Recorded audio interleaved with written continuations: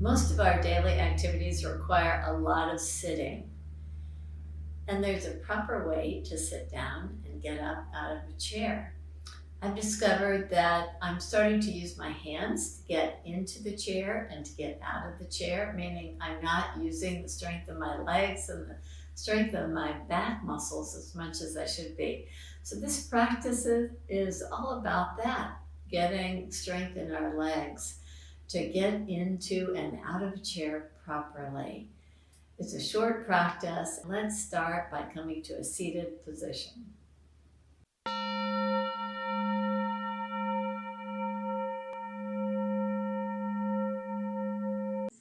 Let's begin by just getting a little bit more fluidity in the pelvic area. So place your feet forward. Place your feet nice and wide apart. You can be on the blanket or off the blanket. I'm going to choose to be off the blanket for this one because we'll just be moving the knees to one side and move the knees to the other side just to get things moving in the hip area. Move the knees to one side and twist. Just turn yourself toward the bent leg side and come back to center and turn yourself to the opposite side and come back to center. Turn yourself again. This time, press your forearms down. Tuck your back foot under so your leg is straight. So you get this nice line of energy all the way from that tucked under foot all the way to the crown of the head. And come back to the center position. Lift your knees up. Draw over. Same thing. Twist yourself around to come to your forearms. Your back leg tucks under. And you lift the back knee up. This is a little variation pigeon pose that is a little bit more gentle on the knees. And inhale, rise up. We'll do that cycle of 3 different movements again. So first, to start by drawing your knees over to your right, support yourself so that get a nice length in the spine. Inhale, take the knees up. Exhale, drop to the other side. Inhale, take your knees to your right and twist. Inhale, take your knees up. Exhale, twist. Come to the opposite side. Inhale, take your knees up. Exhale, twist and come to your forearms. Tuck your back toes under, straighten your leg with your back toes tucked under. Get a nice length from the pelvis all the way to the heel. And prop yourself up again to come back to center. Draw over to the opposite side. Twist, come to your forearms. Tuck your back toes under and lift your back leg up. So with the toes tucked under, with a nice lift of the inner thighs, let the heart soften. Inhale, lift yourself up. Come to all fours position on your mat. So in all fours position, we have this opportunity to really work the lumbar curve. So draw your belly down, your chin up, tuck your toes under, and lift your sit bones a lot. Just exaggerate this a lot. And lift up from the navel back toward the spine. And one of my teachers calls it like zipping yourself into very tight and skinny jeans, as if you can just pull from the pubic bone to the navel like you were zipping up jeans. You want to just draw in that from the pubic bone to the navel and navel back to the spine. 2 more times. Inhale, just exaggerate the curve. How much curve can you get as you draw your heart forward and lift your chin? Exhale, just draw from the navel back and get the back body really full. And one more time, just move very freely. Sit bones lift, chin lifts, and do the opposite. Get the back body to lift really fully. And come back to the center position. Step your hands a giant step forward and tuck your toes under to lift your knees up and keep that curve, keep the lumbar curve. So it's somewhere between plank and downward facing dog that we're at now. With your sit bones lifted high, draw the front of the ribs back so the back body gets a little bit fuller. Slowly straighten your right leg and keep your left knee bent. Reach your right heel down toward the earth. Bend both knees again with your feet nice and vertical. Straighten your left leg. Reach your left heel to the earth. Bend both knees again. Lift your sit bones high, kind of like that cow position that we were in. Get your ears to line up with your upper arms, or if you want to just let your head hang, that's fine too. But keep a nice lift of the shoulders and walk your hands back to your feet. So you're at the very back of your mat. Bend both knees. Place your hands right above your knees, and once again, cat-cow in this bent leg position. Inhale, draw your heart forward.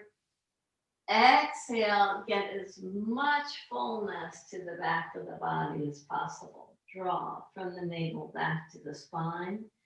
And inhale, lift your sit bones, draw your heart forward. Exhale, draw back. Inhale, move your heart forward. And exhale, draw back. Place your hands to your low back and rise up. Take the heads of the arm bones back with the palms facing each other. Heads of the arm bones draw back. Bend your knees. Take the tops of the thighs back. Inhale, lift your arms up. So we have lots of lumbar curve here as we do this. Now draw the low ribs, the floating ribs back so that you get more fullness there, and you'll feel that tones the abdominal area. And just drop your pelvis a little bit lower. Root down to inhale and rise up. Release your hands. I ask you to get a chair for this practice. I notice that a lot of times I'm using my arms and everything to help me out, but we need the power of our legs to support our lumbar curve as we do this. So come to your chair and sit right at the edge of your chair. Your heels should be probably not more than like 3 inches or something, 3 or 4 inches from the chair legs. So press down through the feet and take your hands just to the tops of the knees and do that cat-cow. So come forward with your heart, lift your chin, and exhale, just draw way back. So your sit bones are right at the front edge of the chair, and you're just moving the spine nicely. Draw your heart forward again, lift your chin, and exhale, draw back. Good, so you've got that idea. Now inhale, draw your heart forward, reach your hands forward. Spread your fingers, take your hands a little bit wider apart. Take the heads of your arm bones back, lean forward. So now your legs are really bearing a lot of the weight. And as you lean forward, can you come off the chair without using your hands on the chair? Take the heads of the arm bones back and lift your arms up. Now you probably have a lot of lumbar curve, so draw the front of the low ribs back so they get a lot of fullness in the kidney area. It's not collapsed. From here, drop your pelvis down, find the edge of your chair and sit down. Release your hands. It looks easy, not so easy. So we'll take just a little break from that as you take your left foot to the outside of the knee. So lift your foot up and have your ankle very free. So we'll just work on the pelvic area flexibility a little bit more. Just draw forward, and as you do, you get that same hip opening that we were doing in the twisting action before. Release your hands down, and as you reach your hands down, just soften your heart closer to your shin bone. And inhale, lift yourself up. Good. Step your foot down and take the opposite foot to the outer knee area. So this foot is very active. The right foot is active. The toes are spread. The foot is flexed. Keep that. One way, if your knee is really lifted, draw the tops of the thighs back, the top of the right thigh back, and just with your hand right at the pant leg crease, press the thigh down. And keeping that, allow your heart to soften. Just draw yourself into this. Now, try to avoid rounding the back too much when you're drawing down. Just a nice hip opener here. And inhale to come up. So as you're seated, sometimes if you feel those hips getting too tight, if you're seated for an extra long period, just coming to these forward folds allows you to just keep a nice opening here, especially if you're traveling, this is useful.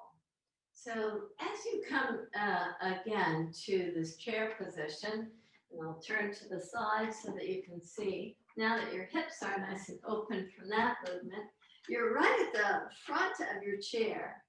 Your feet are pressing down. Take the arms forward and spread your fingers. Take the heads of your arm bones back to open your chest. And same thing, lean forward. See if you can get a good earthy quality with your feet so that you can just come off the chair, take your arms up. Good. Now, probably the belly is really dumping forward. See if you can take the floating ribs back so that you get fullness there. Root down to inhale and rise up. Now let's come back to our chair without using our hands to the chair. So bend your knees, take the tops of the thighs back, draw the floating ribs back. See if you can find just the edge of that chair. Just come down so easily. Very good. Release your hands. And who knew it was so difficult getting in and out of a chair, but probably you've noticed that more and more you use your hands to get yourself out. I'm going to take my chair to the side so that we can use those actions to get even more strength here. Bend both knees. Take the tops of the thighs back so that you get a lot of lumbar curve here. Take your hands down above your knees. Drop your pelvis almost now with this wide stance, as if you're trying to take your sit bones right to the chair seat.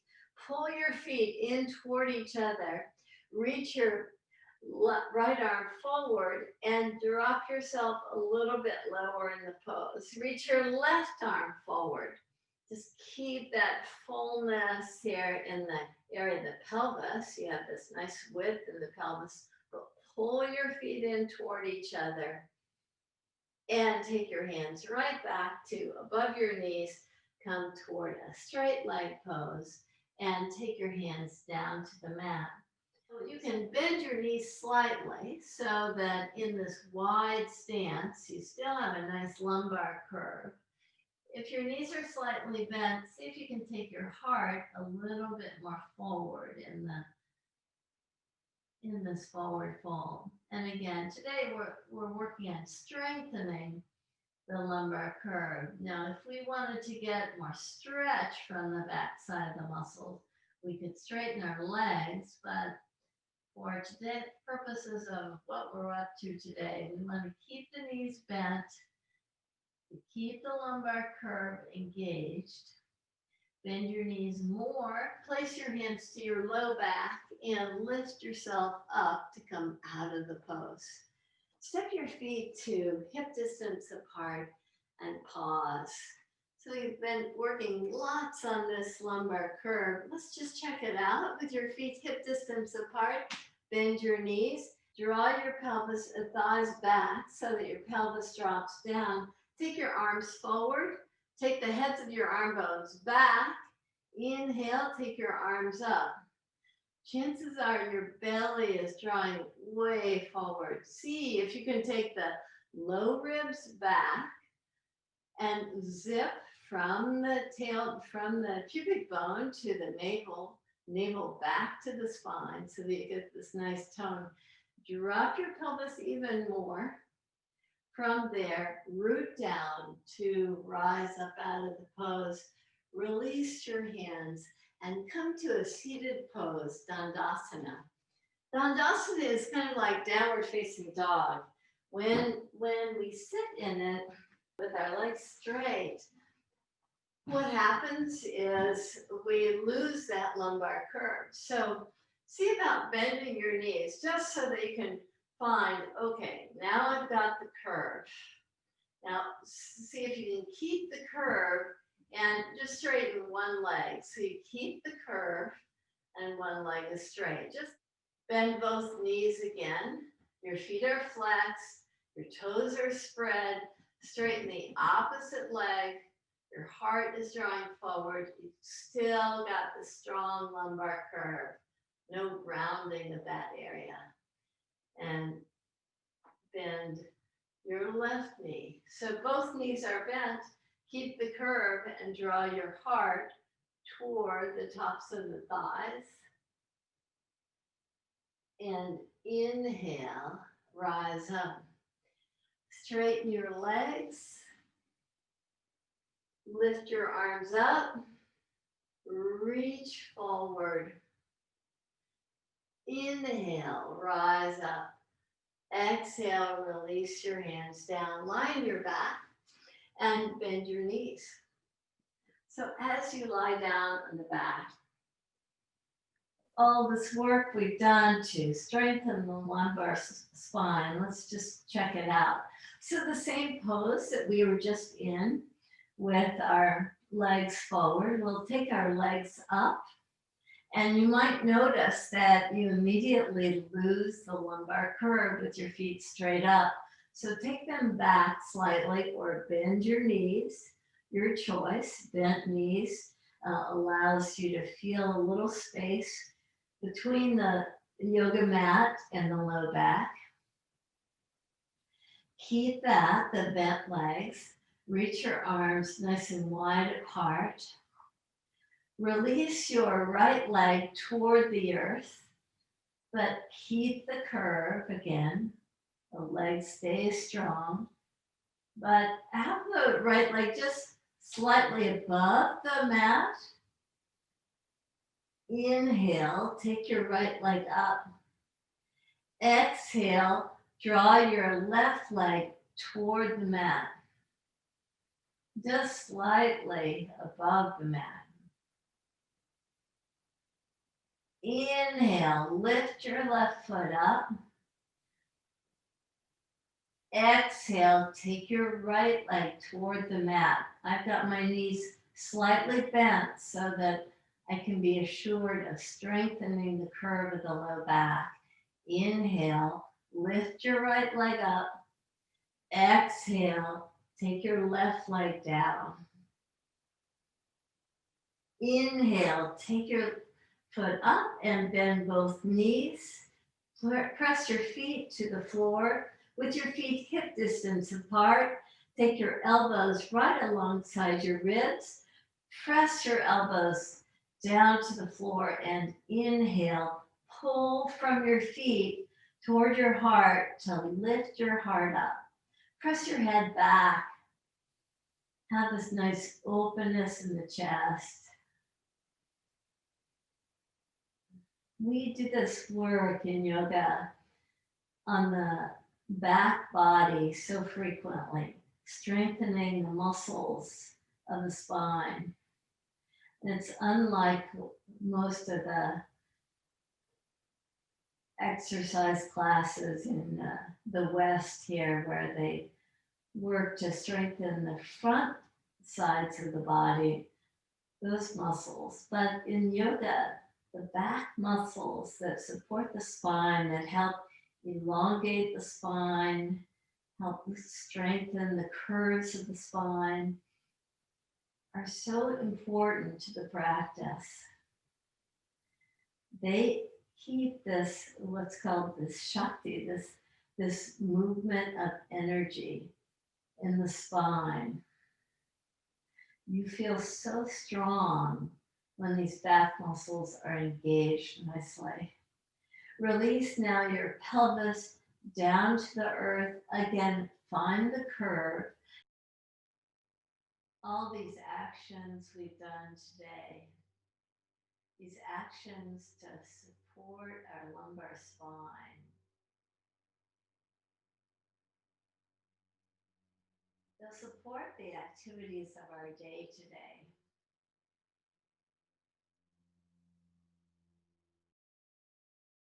So through your daily activities, you can support these actions that we've done. Extend your knees up toward your chest and just move side to side as a way to massage the low back area. And as you're ready, settle your feet to the floor and extend your legs. Release your arms and lie in Shavasana. If you have the opportunity, please stay in Shavasana. If not, please go on to the activities of your daily life. Namaste.